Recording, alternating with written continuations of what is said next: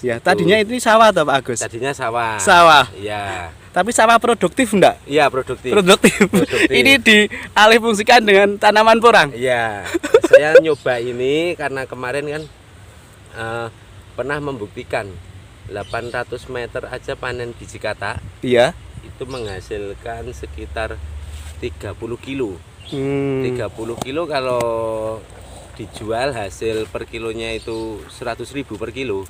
Berarti 3 juta.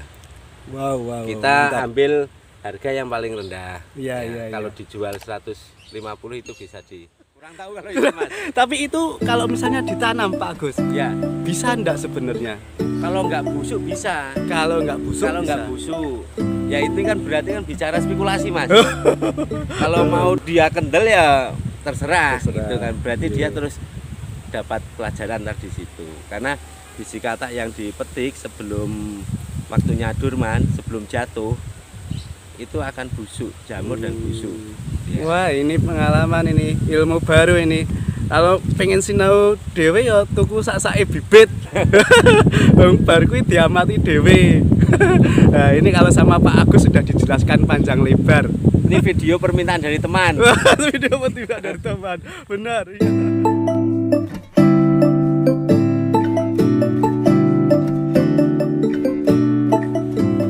Assalamualaikum, salam silaturahmi. Ketemu lagi di channel Tani Silaturahmi. Ya, saya lanjut karena saya sangat butuh sekali ilmu dengan Pak Agus ini. Ya, kalau tadi kita ke rumahnya, ya, teman-teman tadi lihat banyak bibit yang dipunyai Pak Agus. Kemudian Pak Agus juga bercerita tadi sudah menanam, tapi belum dipanen. Masih menunggu tahun depan katanya mau dipanen. Nah, Pak Agus ini juga menanam lagi. Nah, kali ini kita akan belajar tentang penanaman cara Pak Agus, ya. Teman-teman bisa belajar Pak Agus. Sinau lagi ini Pak Agus. Ya. Mas. Pak Agus ini nggarap lahan untuk tanam porang ya. Ya, ketemu lagi dengan Pak Agus ini ya. Assalamualaikum warahmatullahi wabarakatuh. Ya. Buat semuanya, mari kita bersama-sama belajar untuk memahami dari tanaman porang. Kebetulan ini saya membuka lahan baru. Lahan baru ya Pak Agus ya? Ya, luas sekitar 1.200 meter dengan apa ini? Tinggi bedengan sekitar 30 nyampe 40 cm naik. Untuk penggemburan tanah lebih dalam lagi, ini sebelum saya bedeng, saya lakukan pembajakan terlebih dahulu biar tanah semua terurai lembut, terus kita jadikan bedengan untuk penanaman bibit porang. Jarak bedengan sekitar 1,5 meter. 1,5 meter. Untuk panjang bedengan mengikuti lebar atau panjang sawah, lebar sawah. Jadi ntar saudara-saudara bisa menerapkan itu seumpama ntar hasil akhir dari musim hujan yang akan datang. Kita lihat selanjutnya. Untuk fermentasi pupuk ini saya gunakan pupuk kandang dari kambing. Ini sementara belum saya fermentasi karena belum ada untuk penutupan untuk fermentasi. Biasanya harga di sini satu kandang biasanya 400, ini bisa jadi 110 karung bagor. Kemungkinan nggak harus segitu, cuma biasanya satu kandang belum pasti 110. Isi dari karung tergantung lebar sama panjang kandang kambing tersebut. Oh ya. Itu jarak tanam yang kami terapkan jarak sekitar 35 nyampe 40 cm. Jarak tanamnya. Ya, jarak tanam. Umbi satu dan umbi yang lainnya. Bawa sini nih. Iya. Oh iya Pak Agus, sebelum ke tanamnya, ya, dengan pengolahan lahan dengan gundukan ini maksudnya apa ya? Ini supaya ntar untuk pemanenan lebih mudah. Pemanenan lebih Ya, mudah. mencari umbi. Kalau di sawah itu kan kita menghindari genangan air Iya. supaya dia itu tanah biar langsung hilang airnya, meresap ke bawah. Oh. Jadi tuntas. Ya, Gitu. tadinya ini sawah toh Pak Agus? Tadinya sawah. Sawah. Iya. Tapi sawah produktif enggak? Iya, produktif. Produktif. Produktif. Ini dialihfungsikan dengan tanaman porang. Iya. Saya nyoba ini karena kemarin kan pernah membuktikan 800 meter aja panen biji katak Iya. itu menghasilkan sekitar 30 kilo. 30 kilo kalau dijual hasil per kilonya itu 100.000 per kilo, berarti 3 juta. Wow. Kita mantap. ambil harga yang paling rendah. Iya, Ya, iya, kalau iya. dijual 150 itu bisa dihitung. Hmm. Makanya saya ini nyoba di sawah. Saya pengen nanam porang yang 1 kilo isi 2, isi 3 nyampe isi 2, isi 3 nyampe isi 4. Ini rencananya mau ditanam Ya. sini. Oh, ya. Dengan jarak Jarak penanaman, nggih. 40 atau 50 cm. Hmm. Ntar sebelum kita tanam jangan terburu-buru, harus menunggu musim hujan.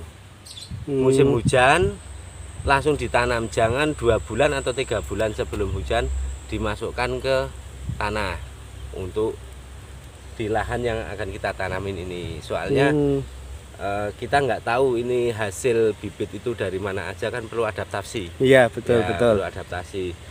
Lagi pula kalau ini langsung dimasukkan ke tanah, kalau terik matahari nyampe panas berapa ini Mas? Berapa derajat Mas kira-kira? 37 mungkin ya. 37 itu bisa umbi bisa kepanasan terus dan bisa kempes, dia susu, bisa kering. Gitu. Iya. Makanya kalau bisa kami menyarankan nanam umbi ini sudah mendekati musim hujan atau hujan pertama di setiap daerah mungkin hujannya beda-beda. Iya, iya, Mengikuti bagus, iya. hujan setiap daerah masing-masing itu. Kami fermentasi pupuk Iya. kandang dengan EM4. EM4. Ya, ntar disemprot nyampe rata. Kalau sudah ntar ditutup pakai terpal atau pakai penutup apa. Yang penting tertutup biar nggak langsung kena sengatan matahari. Nonton. Iya. Oke, Pak Agus. Ini kan jenengan mengolah tanah ini sudah berapa lama ini, Pak Agus? Ini sekitar 2 minggu. 2 minggu. Kemarin pembajakan 1 hari Iya. dengan luas tanah sekitar 1.200 sampai 1.300. Nggih, Pencangkulan 4 hari 4 hari. untuk membentuk bedeng seperti ini. Ini kok pengolahannya sekarang, apa mau ditanam dalam waktu dekat ini, Pak Agus? Tetap nunggu hujan, Tetap nunggu hujan. tetap nunggu hujan turun. Tetap nunggu Soalnya hujan turun. kami persiapan. Oh, persiapan. Ya lebih kita cari amannya, Mas. Iya. Soalnya kadang kita nyari tenaga untuk menggarap ini kan susah. Oh, gitu. Nah, Iya. Jadi untuk mempersiapkan ini ntar takutnya nggak keburu waktu kan. Hmm. Sementara kalau untuk lahan seperti ini bisa Anda nanam seperti kayak jagung Iya. atau umbi, itu yang lainnya enggak, selain porang itu bisa untuk menunggu hujan datang dan Iya. untuk menanam bibit porang. Iya. Ini kan sudah jadi apa namanya? Bedengan. Ya, Bedengan. Setelah ini apa lagi prosesnya, Pak Agus? prosesnya ntar kalau fermentasi udah jadi, Fermentasi pupuk ya, ini sudah jadi, terus menunggu hujan akan datang, iya. terus kita lakukan penataan umbi untuk tanam. Jadi pupuk ini nanti ditaruh di lahan ini kan ya? Ya, di lahan di atas. Itu kapan ini nah? Ntar kalau diusahakan untuk fermentasi pupuk Iya, benar-benar matang dan fermentasi jadi. iya. Karena kalau nggak jadi akibatnya ntar ke si pohon porang, kalau cahaya dari matahari kurang itu bisa menimbulkan jamur. Oh, Tapi kalau fermentasi pupuk yang udah jadi insya Allah aman iya. buat berlangsungnya si porang hidup. Berarti nanti pupuk kandang ini ditaruh setelah ditanam atau sebelum ditanam? Setelah ditanam. Oh, setelah baru, ditanam. ya, ditaruh atasnya. Iya. Gitu. Kalau pemupukan kedua, kemungkinan saya ngasihnya ntar lihat akar si porang itu nyampe mana. Oh gitu. Ya. Oh iya iya. Biasanya akar porang itu nggak jauh dari ujung daun ya, porang. ya. Di mana titik ujung daun porang itu di bawahnya pasti akar nyampe di situ. Oh iya. Mungkin perjelas lagi Pak Agus. Ya. Tadi kan umbi sudah ditanam. Ya. Terus akan Pupuk. Ya. Itu jaraknya berapa atau menunggu bertunas atau bagaimana? Sebenarnya kan gini Mas. Umbi mulai ditanam langsung dikasih ke lahan. Iya. Sebenarnya itu kan udah ada udah ada jarak, udah dekat sama hujan. Oh gitu. Ya, jarak udah dekat. Jadi nggak masalah. Seumpamanya pupuk ini fermentasi udah benar-benar jadi itu nggak masalah barengan sama ini. Oh. Kecuali pupuk belum jadi udah dimanfaatkan atau belum hujan masih lama. Iya. Terus ini mau ditanam. Saya pernah nyoba. Iya. Itu saya tanam 2 bulan atau 1 bulan sebelum hujan itu akan keriput. Iya, kandungan dalam menguap. Gitu. Jadi ininya kurang baik. Mendingan gitu. nunggu hujan langsung kita tanam. Apalagi bibit dari si porang ini udah tunas, itu akan lebih bagus. Sudah tunas malah lebih bagus. Malah lebih bagus itu.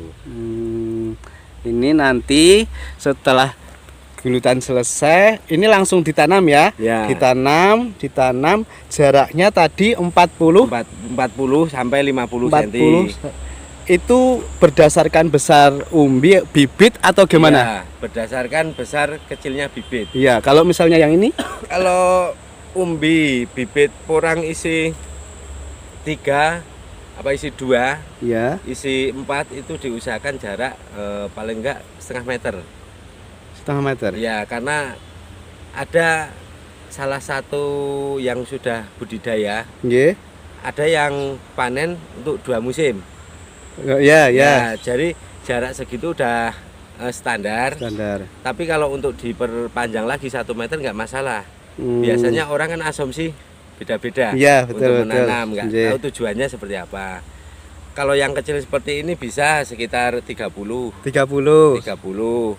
Yang sekilo isi 5 bisa 35-40. Tapi kalau yang setengah kilo diusahakan nanam setengah meter.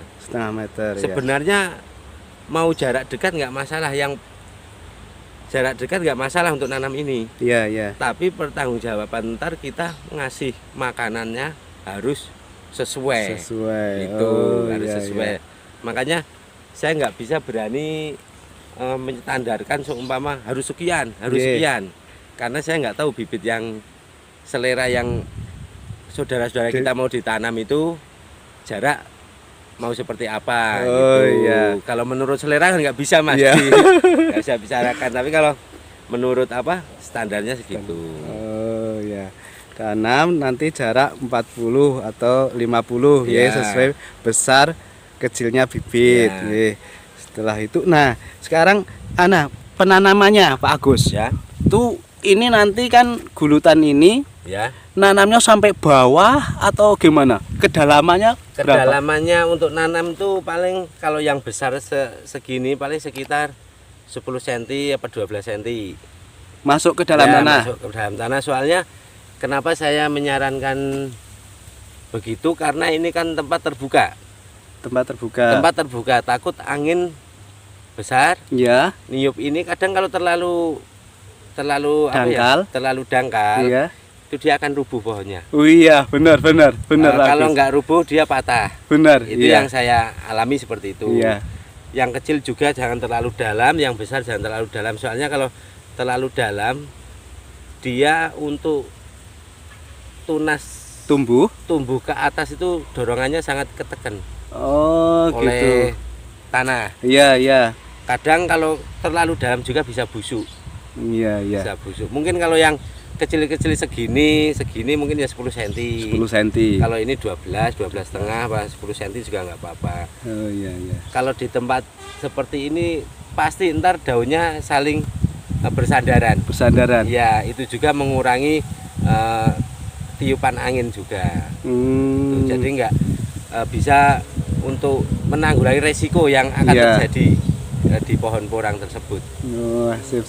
Wah, ini ilmu baru nih, bener ya. Pak Agus tadi menyebutkan kalau misalnya tanaman menanam porang terlalu dangkal, nanti ketiup angin jadi patah gitu ya. Iya. Tapi jenengan kok memilih sawah, Pak Agus? Apa pertimbangannya? Saya kenapa memilih sawah? Karena saya asumsinya itu begini, Mas. Karena di sini DPL kan sekitar 350 nyampe 400 500. Yang sudah saya buktikan, yang kemarin saya tanam itu ternyata bagus di tempat terbuka. Oh, tempat terbuka. Ya. Oh ya, sambil mau ngerokok dulu boleh. Enggak, sambil ngerokok dulu. Oh iya, ini tadinya sawah produktif ya Pak Agus ya. Ini buktinya ini ada airnya mengalir ya. Jadi untuk ditanami padi sebenarnya bisa, dan ini di samping perumahan Pak Agus ya. Iya. Nggih, monggo Pak Dundilo. Saya buktikan di lahan terbuka yang tanpa naungan kemarin sudah. Oh gitu. Alhamdulillah hasilnya bagus. Dan saya tidak bisa juga menyarankan saudara-saudara harus terbuka semua. Tanpa naungan, tergantung lihat situasi di kondisi masing-masing tempat yang saudara-saudara ingin nanam ini. Karena kalau semakin dekat dengan pesisir, DPL semakin rendah, Mas. Oh gitu. Ya, jadi panas kan terlalu panas menyengat. Jadi kalau ini nggak hujan 1 minggu aja, saya pernah buktikan, Mas. Di DPL 350 nyampe 500 ini aja ini roboh pohonnya. Apalagi yang di DPL rendah, selain daerah sini. Iya. Makanya saya nggak bisa memberi standar tanpa naungan, nggak bisa. Tergantung di tempat wilayah masing-masing. Sesuai dia punya lahannya apa gitu ya. Gitu. Kemarin saya nanam umbi 0,5 kilo. Alhamdulillah saya buktikan di tempat terbuka itu hasilnya 0,5 kilo bisa akhir hujan ya, panen bisa menghasilkan 2,5 kilo nyampe 3 kilo. 0,5 kilo itu segini ya? Ya, 0,5 kilo segini. Panennya 1 musim. Ya, 1 musim. Setelah hujan habis, ini udah benar-benar dorman. Saya bongkar, itu hasilnya 2,5 kilo nyampe 3 kilo. 2,5 kilo. Ya. Kalau di tempat teduh, naungan yang terlalu teduh itu nanam 0,5 kilo, itu hasilnya saya bongkar pas musim hujan habis, 1 musim ya. Iya, 1 musim. Itu saya bongkar tetap 0,5 kilo. Iya. Ya, dia karena buat pertumbuhan batang dia lebih tinggi. Oh gitu, jadi fokus malah menumbuhkan batang karena mencari sinar matahari mungkin atau gitu. Mencari sinar matahari. Makanya saya nggak bisa menyetandarkan harus pakai naungan, harus tanpa naungan. Saya nggak bisa bilang seperti itu. Tapi tadi disebutkan pertumbuhannya cepat. Itu kira-kira kenapa ya Pak Agus ya? Kalau kita menanam porang yang di lahan terbuka, seumpama masalah cepat pertumbuhan porang itu kan karena asumsi saya dia itu tumbuhan yang berair, Mas. Tumbuhan yang berair. Enggak batang keras. Oke, gitu. Ya, seperti kayak suwek. Iya. Itu kan. Sebenarnya emang cepat pertumbuhan, Mas. Iya. Tapi yang perlu diperhatikan adalah kan perawatan si pohon porang sama fermentasi pupuk. Harus benar-benar jadi, harus ada standarisasinya itu. Lama fermentasi, terus kapan kita mupuk, dan perawatan selanjutnya itu harus diperhatikan. Karena kalau tempat teduh itu juga bisa berjamur pada batang. Kemungkinan juga tempat terbuka panas juga ada jamur. Nah, yang kita perlu perhatikan kenapa ada jamur kan seperti itu Pak. Iya. Biasanya kan fermentasi pupuk kurang bagus. Fermentasi pupuk Ya, ya. kurang bagus. Iya, oke. Jadi udah penanaman sudah. Terus sekarang perawatannya Pak Agus. Ya. Untuk perawatan panjenengan kan sudah banyak menanam ya. Dan sudah banyak berkomunikasi dengan petani, pengalaman petani. Ya. Nanti perawatannya gimana? Perawatan untuk kalau pohon porang, si bibit porang ini udah tumbuh, usahakan untuk menghilangkan gulma atau rumput-rumput ini dengan cara dicabut. Dicabut ya. Jangan dicangkul. Iya, ya. Oh, iya. Karena kalau dicangkul, akar porang ini dengan dengan tanah kedalaman kadang cuma 1 cm, kadang setengah cm. Ada yang di permukaan tanah. Iya. Karena kalau pakai cangkul dia pasti akan putus kena cangkul. Untuk menghindari hal yang kurang baik, mendingan dicabutin pelan-pelan gitu. Nah, nanti misalnya ini sudah ditanam kayak gitu. Ini kan banyak airnya. Ya. Nanti butuh air enggak atau butuh penyiraman seperti itu? Enggak butuh Mas, karena si porang kan hidup di musim hujan aja Mas. Oh gitu. Ya. Kenapa dibikin gulutan? Ya karena fungsinya itu, karena porang hidupnya cuma di musim hujan. Gitu. Jadi nggak perlu terlalu basah atau genangan air, nggak perlu. Kalau bisa justru malah sedang. Iya, kebutuhan air kan udah disuplai dari hujan. Iya. Jadinya nggak perlu terlalu banyak air. Soalnya kalau banyak air ntar akan busuk Mas. Iya benar. Ini tadinya gulutan dari bawah sini sampai atas itu memang gembur Pak, digemburkan semua. Nggih. Pertama untuk mengolah lahan di sawah harus digemburkan lebih dahulu, soalnya kenapa harus digemburkan dahulu, karena dia akan membantu mekarnya si tubuh porang ini, dan akar porang ini akan lebih mudah akan merayap. Oh iya. Untuk mencari makan gitu. Jadi harus tahu benar kepribadian porang ini seperti apa. Wah. Master porang ya. Enggak Mas, saya juga belajar, saya pahamin dari hal itu. Kalau master dan pakar saya enggak. Saya petani kecil biasa. Iya, master karena pengalaman ini sahabat Sinator.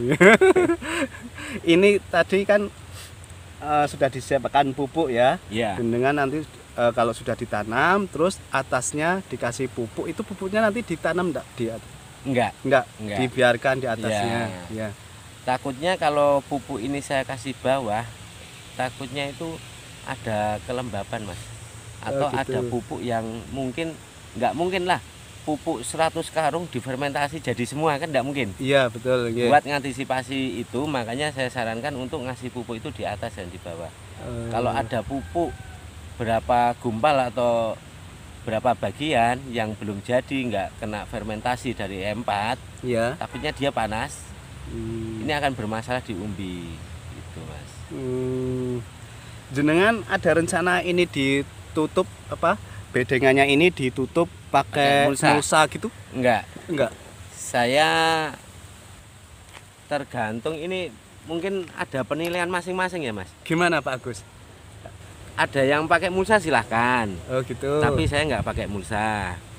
Soalnya kalau mulsa udah mahal, untuk mendingan buat beli bibit Mas. Ya, untuk beli bibit. Iya. Makanya saya kan, kenapa saya sarankan untuk beli bibit, karena saya kurang bibit gitu. Kalau mungkin saya udah banyak bibit, mungkin pakai mulsa. Jadi silahkan saudara-saudara mau memilih pakai mulsa. Ada yang udah membuktikan hasilnya bagus, itu juga nggak apa-apa diterapkan. Nggak pakai mulsa juga nggak masalah. Yang penting rajin-rajin merawat dan mencabuti gulma, menghilangkan rumput di sekitarnya. Oh iya. Dan rumput-rumput itu setelah dicabut juga jangan dibuang, ditaruh aja di atasnya Mas. Enggak apa-apa itu. Enggak apa-apa, sekalian buat pupuk sekalian. Jadi kompos. Iya, kan pupuk kompos ada 2 pilihan ya Mas. Iya. Kan pupuk kandang sama tumbuh-tumbuhan liar, daun-daun yang di kebun yang kurang kurang diperhatikan, mari kita manfaatkan. Oh gitu. Untuk pupuk. Pupuk organik ini. Iya, pupuk organik. Jenengan ada rencana selain menggunakan pupuk kandang atau pupuk organik itu dengan pupuk kimia?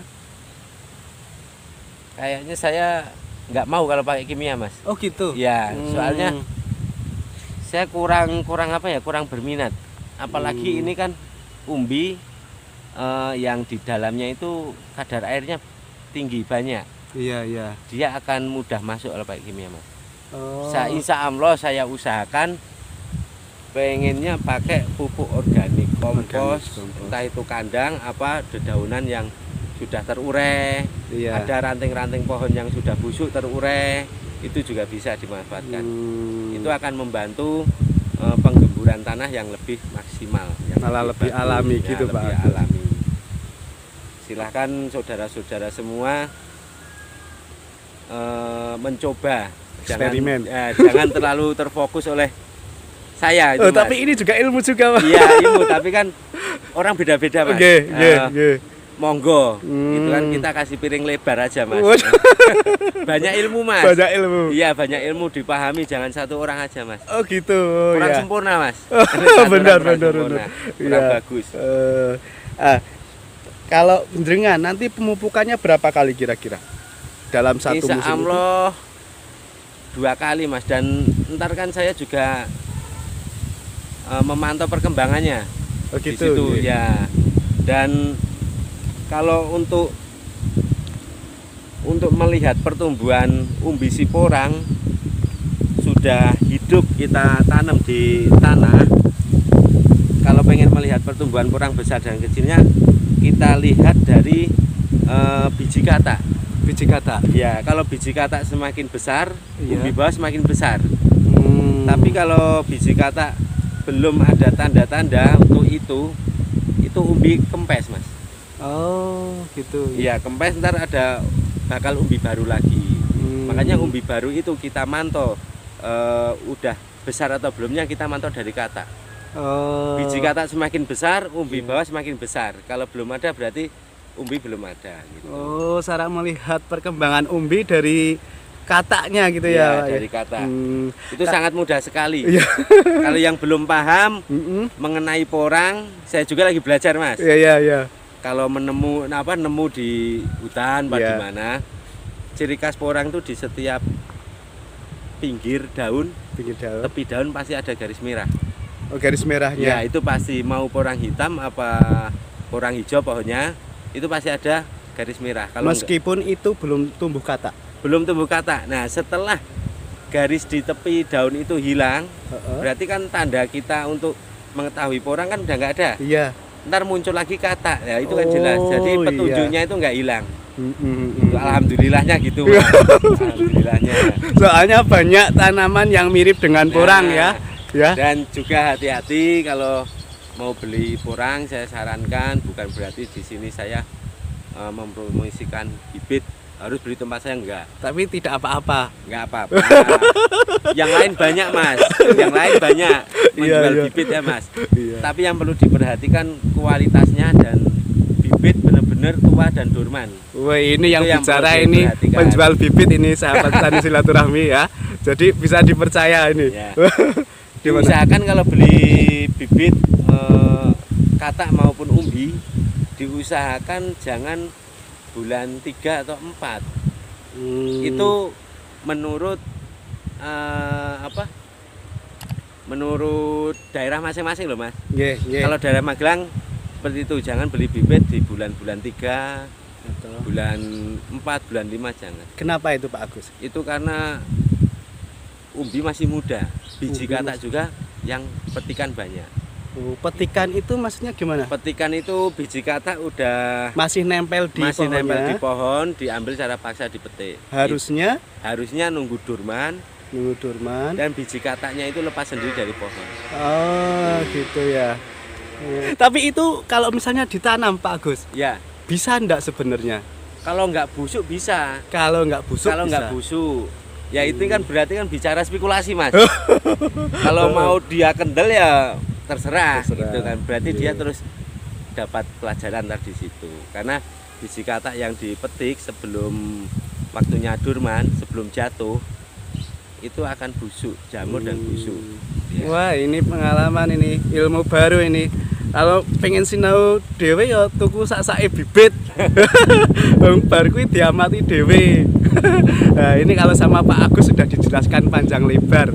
Ini video permintaan dari teman. Video permintaan dari teman. Benar, iya.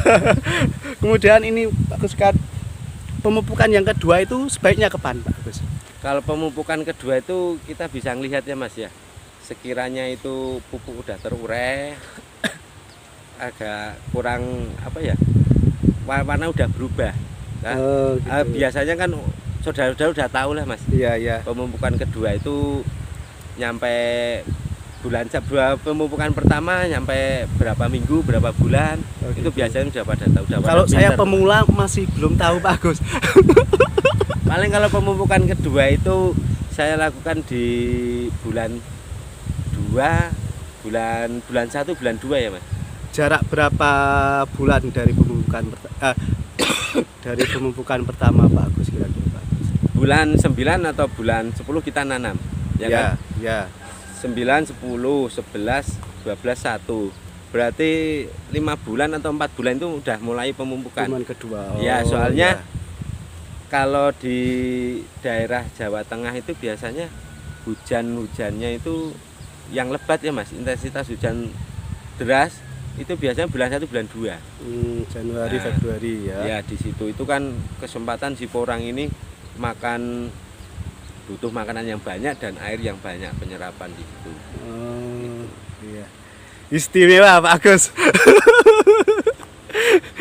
Tadi sudah pemupukan, perawatan sudah. Terus panennya, ini nanti panennya itu kira-kira bulan apa?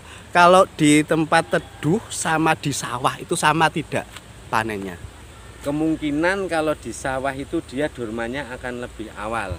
Lebih awal? Karena dia terbuka. Terbuka, ya. Kena sinar matahari langsung. Ya, kalau tempat teduh itu kan biasanya pohon tinggi. Betul. Pohon tinggi dia hidupnya lebih lama biasanya. Biasanya di tempat teduh, kalau enggak di DPL yang tinggi ya. Iya. Di DPL 1000 pas 1400 itu biasanya durmannya lebih lama. Tapi saya enggak nanam di DPL yang lebih dari sekitar lebih dari 800 enggak nanam. Itu artinya lebih dingin atau gimana? Ya, lebih dingin. Lebih dingin. Lebih dingin. Ya, keamanan Mas intinya. Keamanan, makanya enggak berani nanam jauh-jauh. Agus. Nah, kan banyak teman-teman yang nanya, ini kalau menanam porang itu kendalanya apa Pak Agus? Sebenarnya kendalanya ada Mas. Apa? Kayak fermentasi pupuk yang kurang bagus itu bisa bikin jamur. Bikin jamur. Ya. Terus nanam terlalu teduh, kurang sinar matahari, itu juga kurang bagus. Perkembangan umbinya kurang bagus. Ya. Soalnya kan kalau tempat teduh biasanya jamur akan cepat berkembang. Oh, seperti gitu. itu. Benar. Alhamdulillah matahari bisa bantu ya. Iya. Menekan pertumbuhan jamur. Oh. Itu, Mas. Iya. Oh. Apalagi kendalanya kalau untuk terus yang belum saya ketahui Mas. Ya. Itu kurang paham saya karena umbi ini kualitasnya kurang tua, kurang bagus atau kurang gimana. Itu biasanya ada ulat itu dia makan batang porang, kalau enggak makan umbi porang. Nah, itu yang belum bisa diselesaikan di situ. Tapi kami menyarankan kalau nanam porang harus pakai dolomit. Dolomit? Ya. Oh iya, tadi ini belum ada dolomitnya. Ya. Dolomitnya tuh ditaruh kapan atau gimana? Dolomit ditaruh atasnya aja Mas, ditaburin. Kapan waktunya Pak Agus? Bersamaan dengan nanam. Oh, nanam dulu terus dolomit. Ya. Mau dicampur dengan tanahnya juga enggak apa-apa. Itu biar menghindari dari hama yang dalam tanah seperti uret itu Mas. Bahasanya apa itu? Engkok apa itu? Ya. Itu ada yang berasumsi makan akar, makan umbi juga. Oh, untuk mengatasi itu dipakai dolomit. Alhamdulillah kalau pakai dolomit itu mengurangi Mas. Mengurangi. Kalau 100% kayaknya nggak bisa, Nggak tapi bisa. semoga Semoga. bisa, kita usaha Mas. Itu sama pupuknya yang pertama itu duluan dolomit apa barengan sama Barengan nggak masalah. Barengan nggak masalah? Ya nggak masalah. Oh, Itu kan dolomit ada kaitannya dengan pH juga Mas. iya iya. Tuh. Makanya saya sarankan pakai dolomit untuk menghindari entah itu jamur atau hama-hama yang di dalam tanah. Soalnya kalau nggak pakai itu ya pusing juga Mas. Mengatasi hal itu soalnya nggak kelihatan Mas. Iya iya iya. Tuh. Benar. Wah, Jan, mantap sekali ini Pak ilmunya Pak. Terima kasih. Ya. Saya pribadi mengucapkan terima kasih. Oh, cara pemanennya Pak Agus? Ya cara pemanennya tinggal nunggu apa musim hujan habis saja Mas. Nunggu Musim hujan habis, nunggu pohon porang itu sudah pada mati, menguning itu udah mulai. ya. Udah mendekati musim kemarau, Iya. sudah mendekati agak kuning-kuning itu Mas. Nah, ntar kalau udah rubuh, udah mati semua, biji katak udah pada copot semua, nah itu bisa dilakukan pemanenan. Gitu. Kalau nanam sawah jarak setengah meter, sedangkan ini luas 1.200. Iya. Berarti ini diisi bibit sekitar 2.400. Iya iya Nah, iya. sekitar itu dengan jarak 50 atau 40 mau diisi berapa kan ntar bisa diukur Mas. Iya. Yang penting ada jarak untuk penanaman, jangan sampai nggak ada jarak. Iya. Kenapa budidaya ya karena itu diberi jarak. Benar ya. Ya. Oh iya ya. Iya. Kalau di liaran nggak ada Ya jarak-jaraknya. nggak ada jarak, mesra Mas. Makanya nggak besar-besar. Makanya nggak besar-besar. Oke, terima kasih Pak Agus. Oke. Iya, Nanti sami. kita update terus ya Pak Agus ya. Oh iya, Nanti siap, Mas. perkembangannya nanti sahabat tani silaturahmi masih bisa memantau perkembangan tanaman porang yang ditanam Pak Agus ya. Ya, Mas. Diizinkan ya Pak Agus ya nanti ya. Siap Mas. Oke. Terima kasih dari saya. Kalau ada perkataan yang kurang baik dan yang kurang jelas sebelumnya minta maaf. Assalamualaikum warahmatullahi wabarakatuh. Waalaikumsalam warahmatullahi wabarakatuh.